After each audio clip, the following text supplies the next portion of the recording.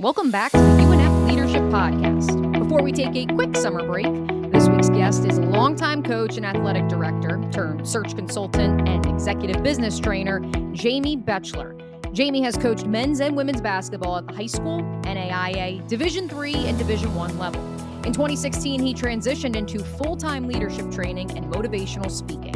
He's authored more than a half dozen books and is the host of the popular Success is a Choice podcast. More recently, he started Bechler Search, which helps identify candidates for coaching and administrative positions at the high school and college level. If you are a sports fan, athlete, or coach, and you're on social media, there's a good chance you've seen one of Jamy's viral posts about leadership on your timeline at some point. This is Voices of Leadership, Jamy Bechler.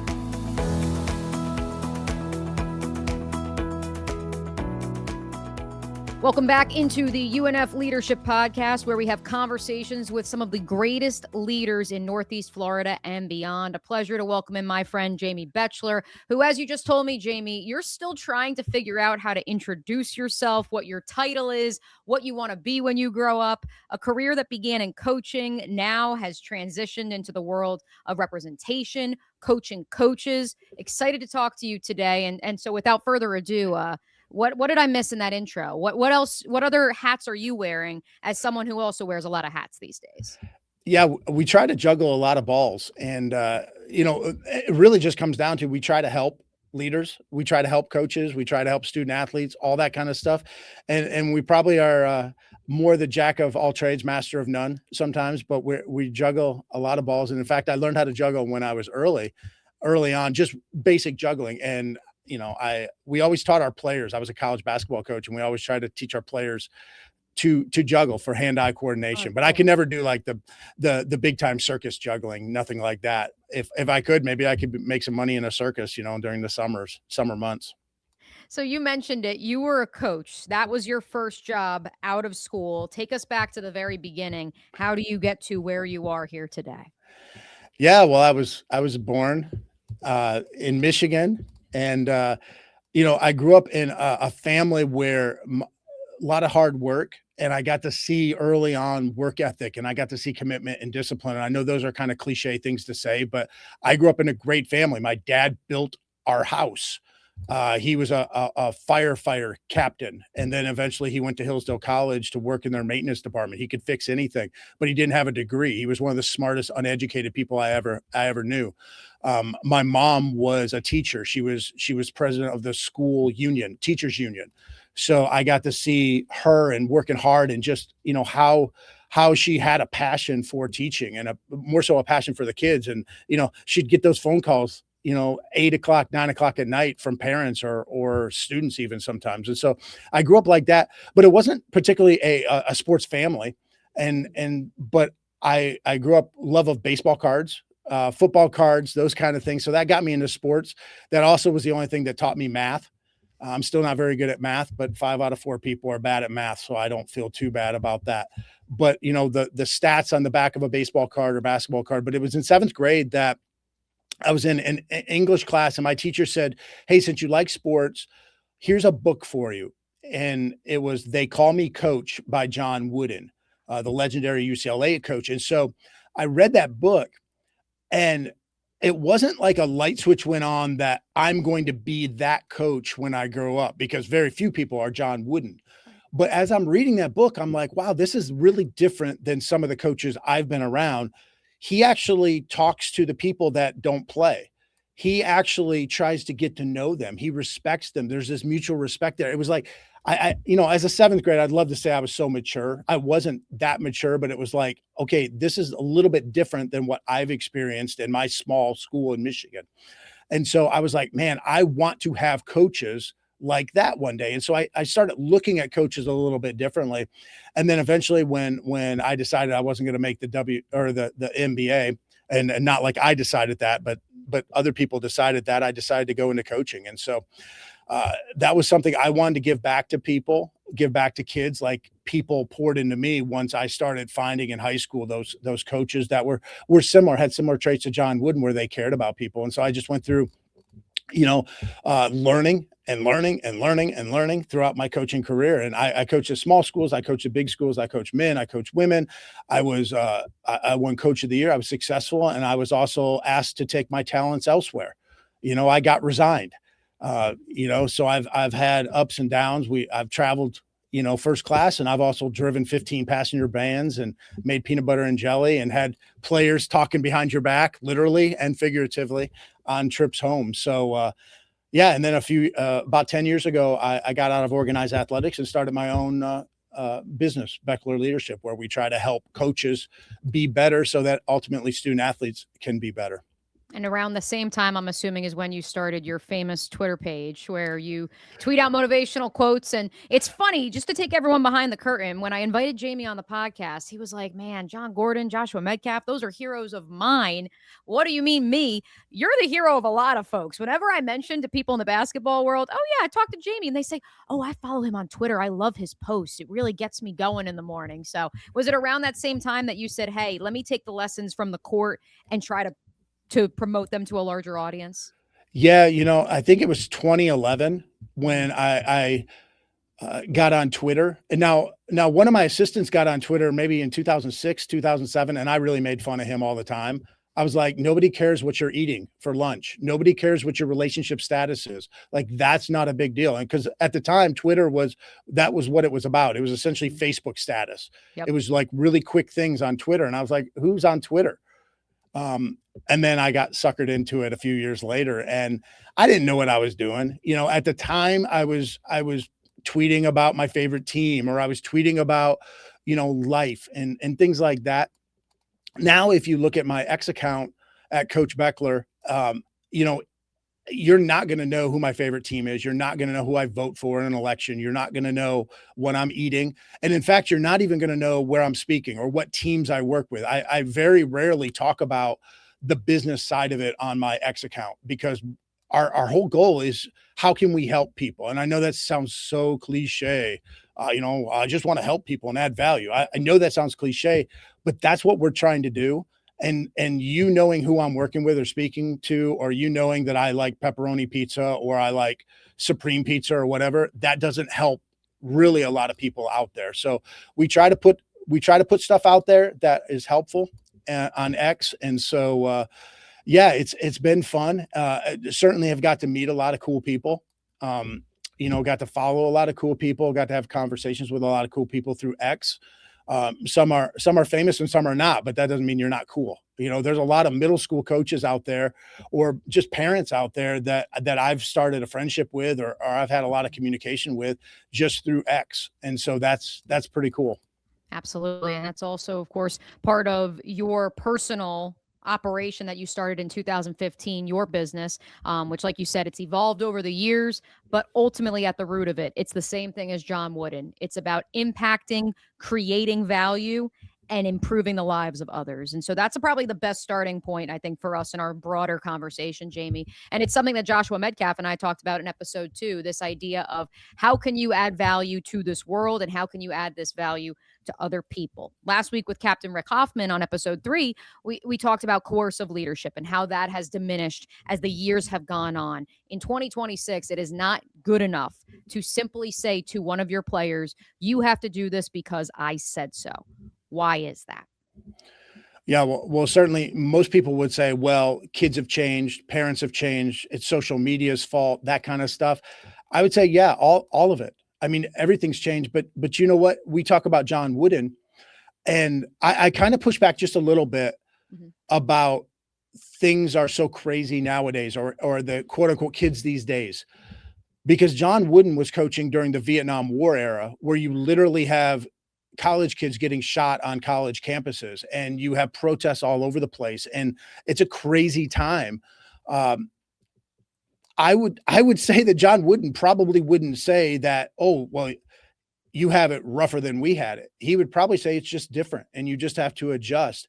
And everybody has it rough, and everybody has challenges, but it's different. Way back in the day, Henry Ford said if he asked people what they would want, they would say faster horses. there's always adjustments and adaptation that you have to do as a leader, as people.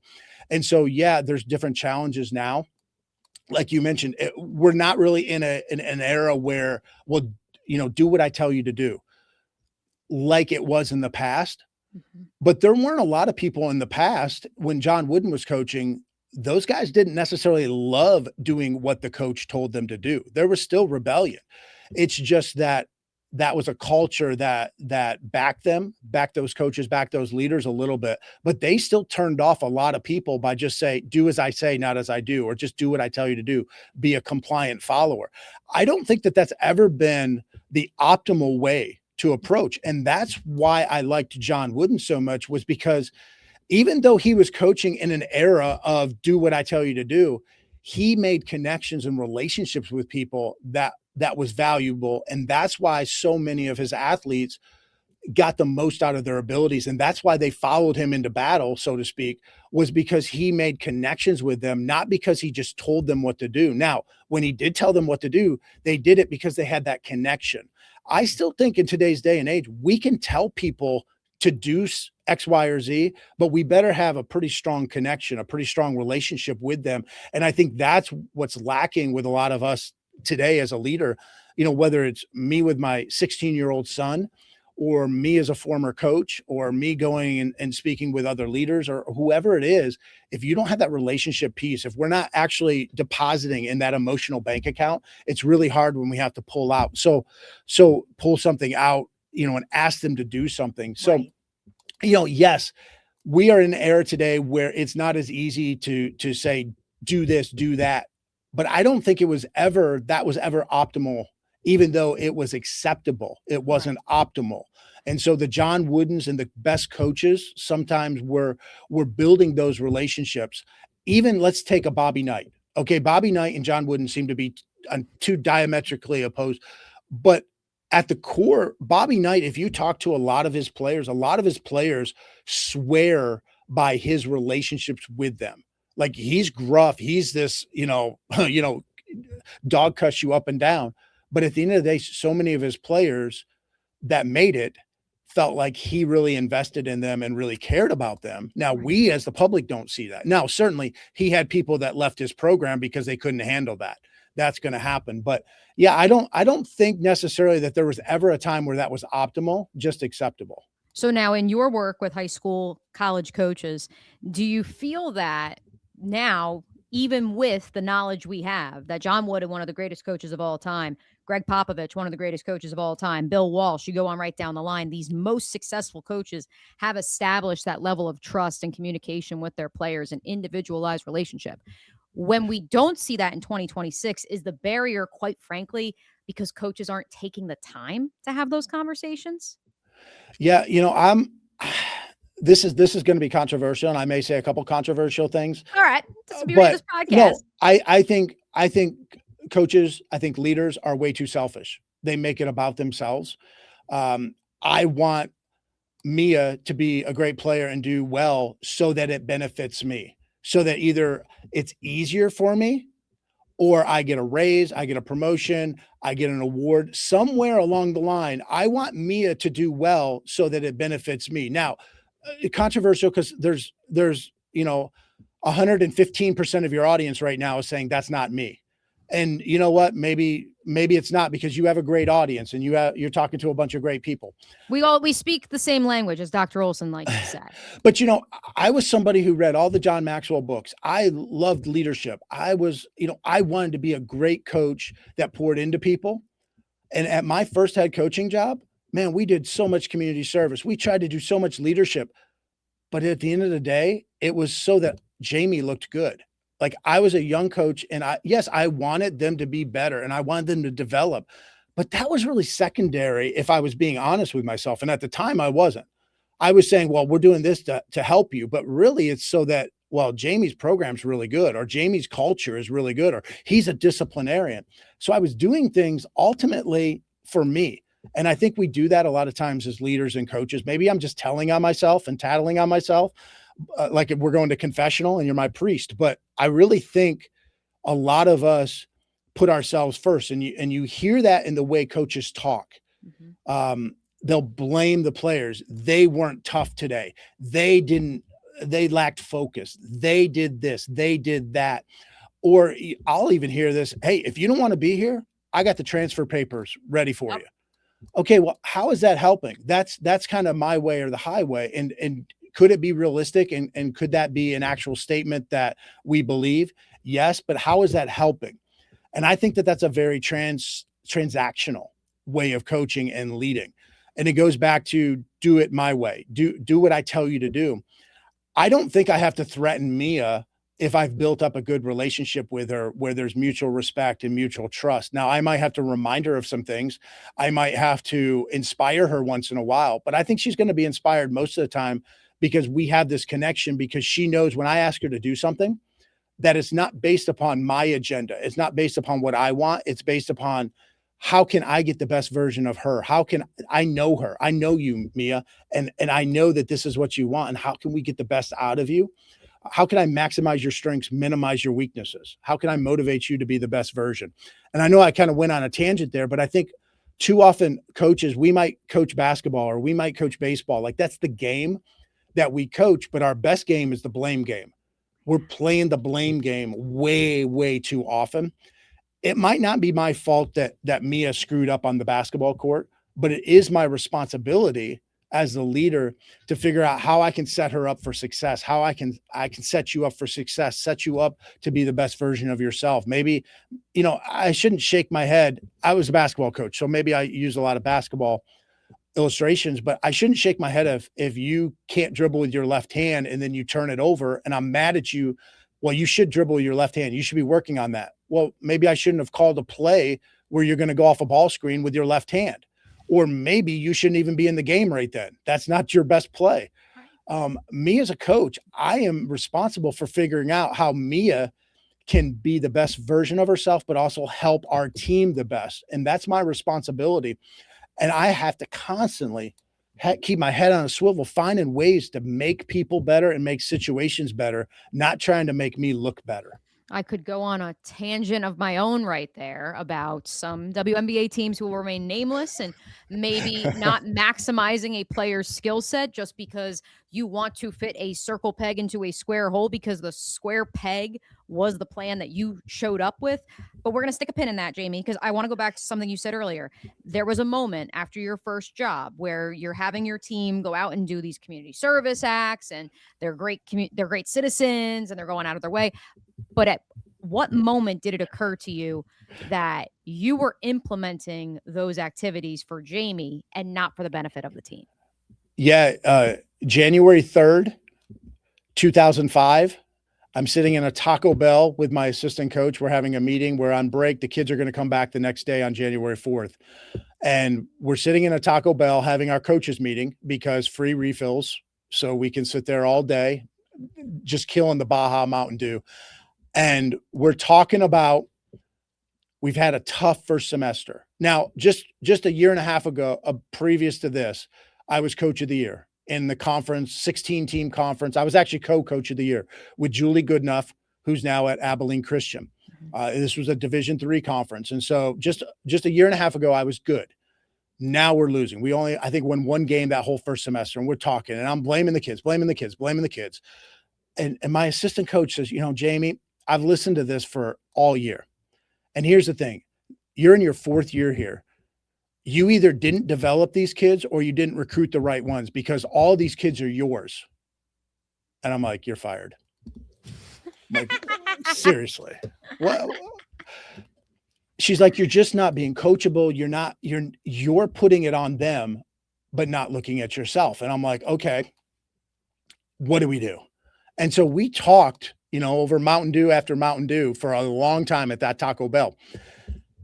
And so we get a game plan. We come back the next day and things are different. Practice is great. The kids come back from practice, come back from break. Practice is great. We're trying to implement new things, X's and O's wise, but we're also, our spirit is very enthusiastic. Okay. After practice, we're walking out of the gym. The athletic director says, Jamy, you got a minute? I said, yeah, sure. What's up? He goes, come on in here just for a minute. I got to talk to you. Come in. He goes, we're going to make a change. well, we're going to go in a different direction. I'm like, wait, I just Taco Bell yesterday. What are you talking? I'm changed. I'm a changed man. You don't need to make a change. I already made the change. He goes, nope, you're not coachable, and we're going to make a change in our program. And so I left that meeting with the athletic director, and I call the only Division I coach in my cell phone at the time that had been fired. So I call this guy named Ed Schilling. Ed Schilling was at Wright State. He got fired there. And then he joined up with John Calipari at Memphis. And so I call him up at Memphis, and I'm like, who do I need to sue? What do I need to do? You know, this is not right. And after about 5 minutes, he let me vent. And then he said, Jamy, I only got one question for you. Do you want to be bitter or do you want to be better? I'm like, what are you talking about? He said, well, you've just spent 5 minutes telling me everything that your school didn't do, or they did this and that wasn't good. You never said anything about you and how you could have done things better, how you could be more responsible. He said, so if you want to keep coaching, 5 years, 10 years from now, you're going to be a better coach for those athletes or a more bitter coach based upon what you do right now about this adversity or this challenge or this thing that didn't go your way. And so when you ask me, do I have that moment? I actually have the dates in the moment, because that was so, it was like a slap in the face to me, because I was like, wait a minute, I've read all these leadership books. Like, I want to be this kind of coach, but I wasn't being that kind of coach because life got in the way and my selfishness got in the way. And I would love to say that, you know, immediately I became John Wooden and I immediately became Pat Summitt or the greatest coach ever. It wasn't. It was a process, but it was that day that told me, all right, I need to wake up pretty much every day. Like, what can I do to help to help people in situations be better? Certainly I didn't do that all the time. I was not a perfect coach from then on out, but I tried to be better and better and better. Right. So what's funny, and for the purposes of, Dr. Olson and I actually were speaking this morning before we recorded this podcast about some of the plans for these episodes and how they're going to be applied to our curriculum in fall of 2026, Jamy. I'll refrain from saying, times and places for me, because I think people can put two and two together. But I received similar feedback in the last 6 months or so about me being fired from a previous place of employment. And of course, now as an employee of ESPN, like, things are good. But I was having a conversation with one of my coworkers at ESPN back in March, and self-admitted, he's like, this is going to turn into a psychoanalysis of you. And he let me vent about what had occurred at the previous place and blah, blah, blah, blah, blah. And then at the end of it, he said, well, what could you have done differently? Did you ever stop and think about that? Exactly like you. And so I'll ask you this, because the follow-up to me after that first question was, I don't think you've ever grieved what occurred, and that, to your point, you were co-coach of the year and it did go to heck in a handbasket quickly, but accepting what occurred and the lesson that it brings, and that all we have in front of us is the future, because there's a reason that the windshield is bigger than the rear view mirror. Yeah. And so in terms of how you grieve, how, like you said, it becomes a daily discipline thing for you to now reach the point that you are at today in 2026. Where do you start with applying those daily moments of, this is how I am going to evolve into my version of John Wooden? Yeah. And, when I get these kinds of questions, regardless how they're framed or specifically asked, I never have a great answer, because this sounds so corny.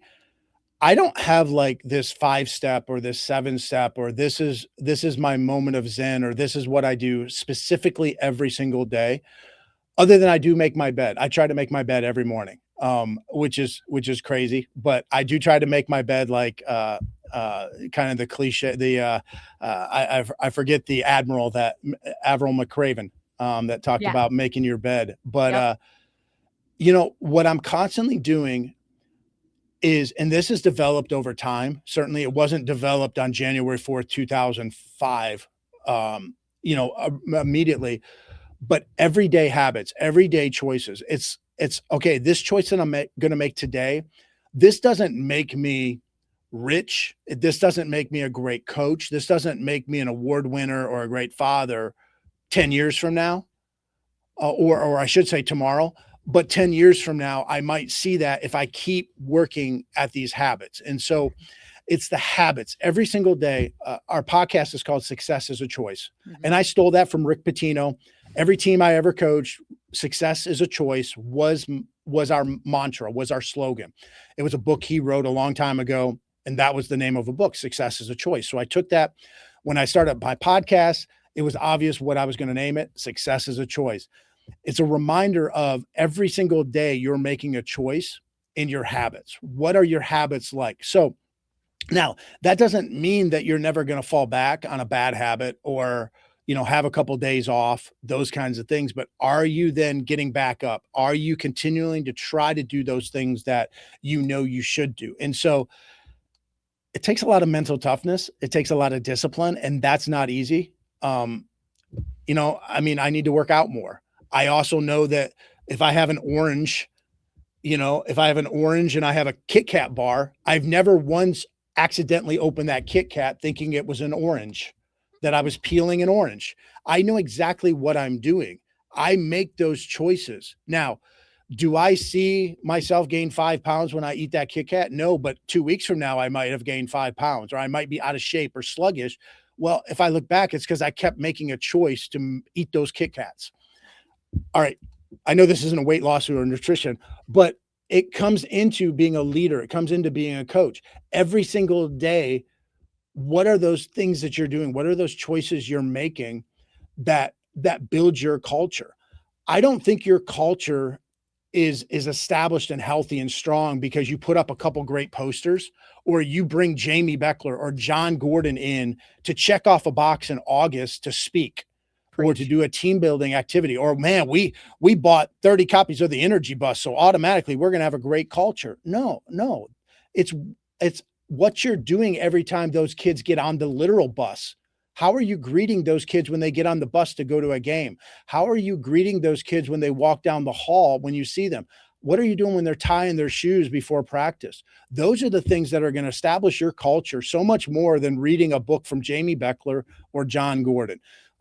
Your culture is going to be evidenced and demonstrated by what your kids or what your team does when you're not around. Now, that's built when you are around. How are you building people up? How are you building your team? How are you inspiring people day in and day out? And those are the little things, the choices that you make. Early on as a coach, I thought Gino Auriemma, even though I was a big Pat Summitt fan, I thought Gino Auriemma was pretty cool, because at the time he was kind of a younger, brash, all this kind of stuff. And I'm like, all right, well, he doesn't like to go out pre-practice when the young ladies are stretching.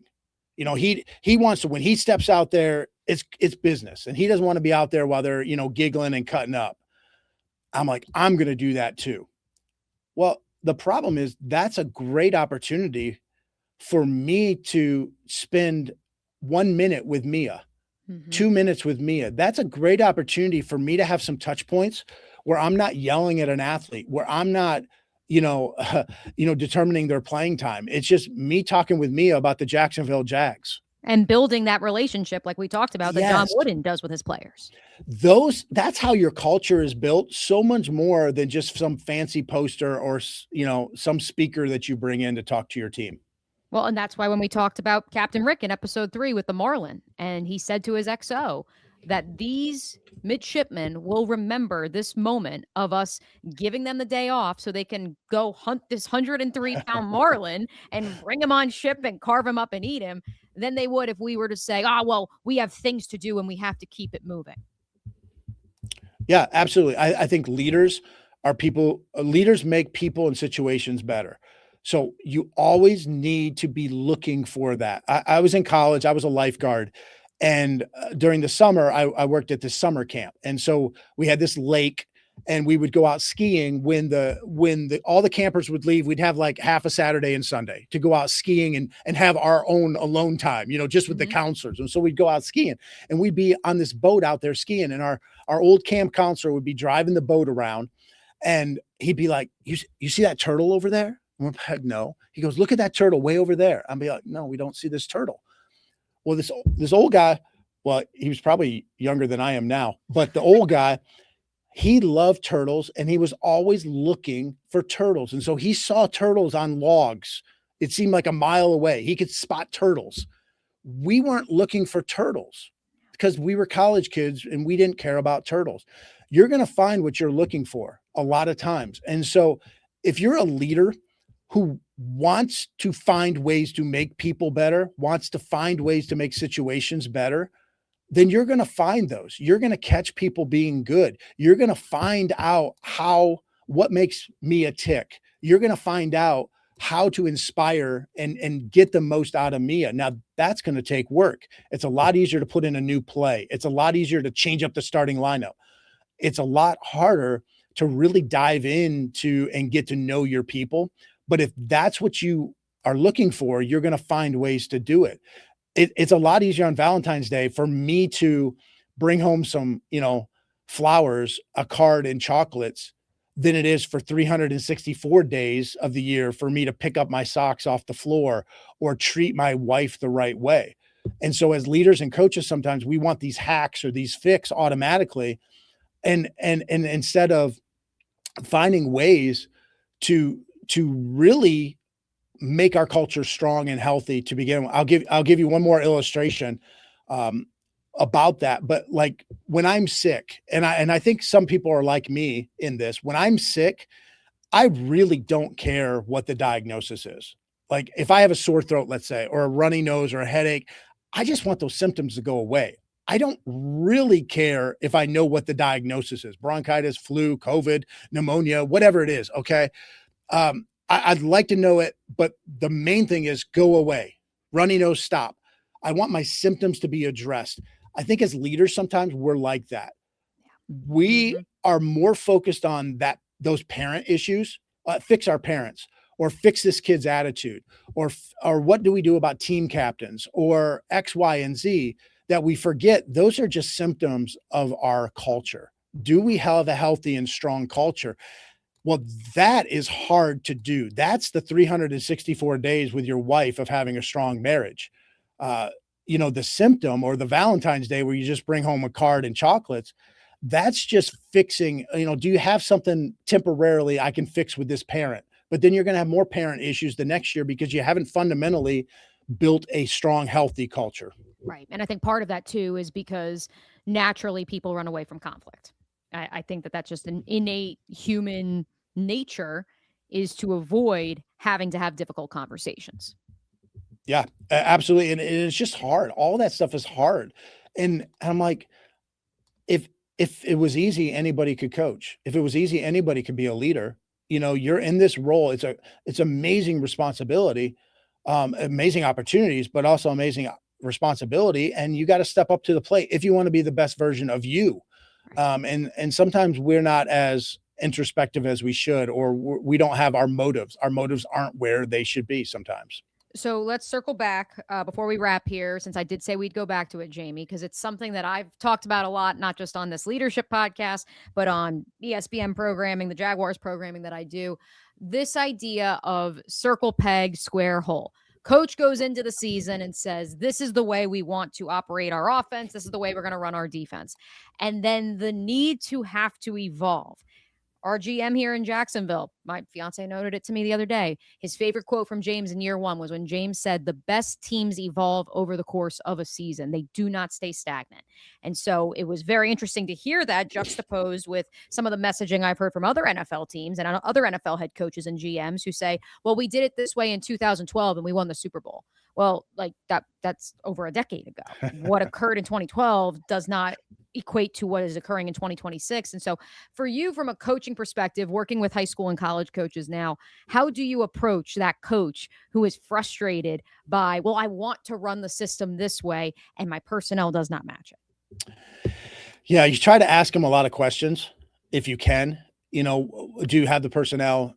Where does this come? Why do you want to do it this way? Maybe it's because back in my day, back in 2017, we won doing it this way, and I want to try to replicate that feeling. You try to get to where that motivation is or why they want to do it that way. Sometimes they just want, like you say, square, round peg, square hole. Yeah. Either way. Either way. They're either inverse, way. Yeah. Mm-hmm. Sometimes it's just they want to do it a certain way. Well, I want to do a lot of things in life, but I'm not set up to do it that way. Your team might not be set up to do it that way. So we try to ask a lot of questions of that, but also get them to understand that you're going to have adjustments all the time. So if you're built around, especially in basketball, you're built around a star basketball player. Well, if they get hurt, you may have to adjust. You may not be able that your second scorer might not be the same kind of player. And that's probably more prevalent in football. If your quarterback goes out. Now, hopefully you've had the foresight to, if you have a starting quarter, if you have in college, if you have an RPO type quarterback, a very mobile quarterback or something, hopefully you don't have a 6'7" pocket passer as his backup. Like that would not be a very smart thing. Right. Hopefully, if you're the Baltimore Ravens, you hopefully have a backup that's similar to Lamar Jackson, because if he goes out, you don't want to change up your whole offense. Sometimes we don't get to that point. But yeah, you're going to have to make adjustments throughout the whole game. Referees are calling it tighter or looser. Somebody gets hurt, foul trouble happens. Maybe the other team comes out and does something totally different than you expected them to do. So you're constantly having to be ready to adjust. I just think in general life is going to throw curveballs at you. When you're driving down the street, that stoplight isn't always going to turn when you think it should turn. There's going to be more traffic or less traffic. People are going to do things differently than you expect them to do. Life is just about change.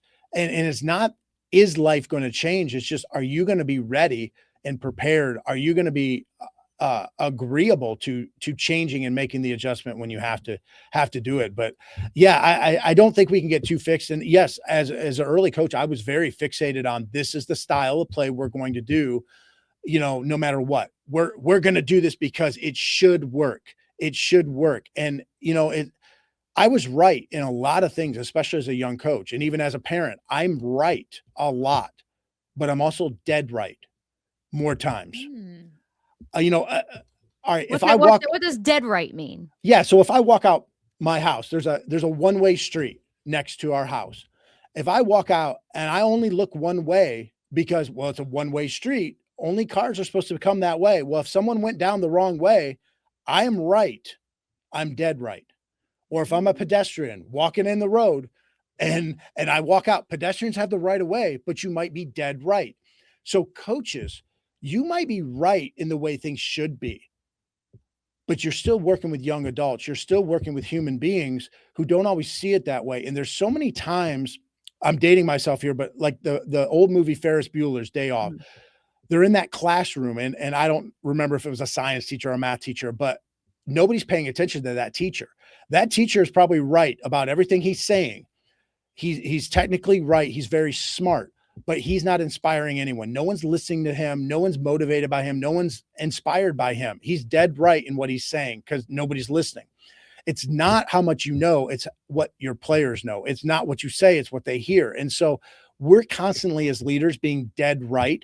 We're right in theory, but in practice, in reality, we're not getting people to come over with us. We're not getting people into our foxhole. We're not getting people that are motivated and inspired to go to battle with us. It's not about having compliant followers. It's about developing leaders that can lead other people. It's not about me saying stuff all the time and getting them to follow me. It's can they follow each other. It's about ownership. It's we, us, ours, not just it's Coach Bechler's play. It's Coach Bechler's team. I mean, there's been so many plays that players have messed up on. And I'm like, well, you messed up my play. My play will work. You're just not working right. And it's like, yeah, but I might be right, but I'm dead right because I never put them in the right positions or I didn't teach them well enough. So we don't want to just be right if we're going to be dead right. Mic drop. I was going to ask for your final thoughts, but man, oh man, does this feel like a great place to end, Jamy? Because to your point, the concept of dead right speaks to, number one, what we led with, John Wooden, you build relationships first with your players, and that is how you reap the benefits on the back end. But additionally, this idea of it's not about you, the leader. It's not about you, the coach. It's about the players. And if that player is making a mistake, yeah, the play didn't work, but you didn't coach the player and put the player in the right position to succeed. I appreciate this lesson so much. But before we let you go, I will actually give you, a couple seconds here, a couple minutes here, because I'm so jacked up right now. I can run through a wall. Dead right. I'm going to start applying that to our daily lessons and our daily verbiage in the Taylor Leadership Institute. But anything else you want to hit on before we head on out of here? Well, it's a battle. I say this stuff like it's easy. None of this is easy. And when my wife watches this podcast episode, if she does, she's going to remind me of this stuff. She reminds me of stuff all the time that I say. She's like, you're not really doing that. Or you remember that thing you wrote in that book? It's not easy to do. And ultimately we have to decide if we want to do this stuff or not. Just like I made the silly analogy about the orange and the Kit Kat. Ultimately, we know it's rarely a time do we not know the right move we should make. It's most of the time we just don't want to do the right thing. We want to do the easy thing, and being a leader is not easy. And so, the people watching this, the young leaders or the leaders to be, the more established veteran leaders, whoever you are watching this, stay encouraged.